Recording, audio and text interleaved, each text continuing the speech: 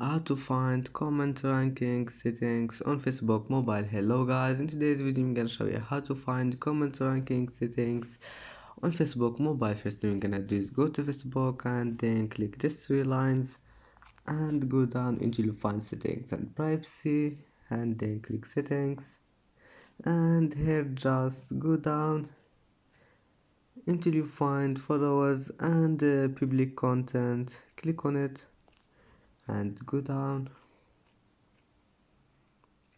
and here you will find comment ranking. If you want to turn it on, just one click, and you can turn it off again just by one click, and just go back and it will be saved.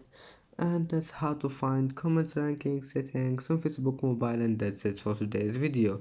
If you like this video, please don't forget like and subscribe, and see you in the next video.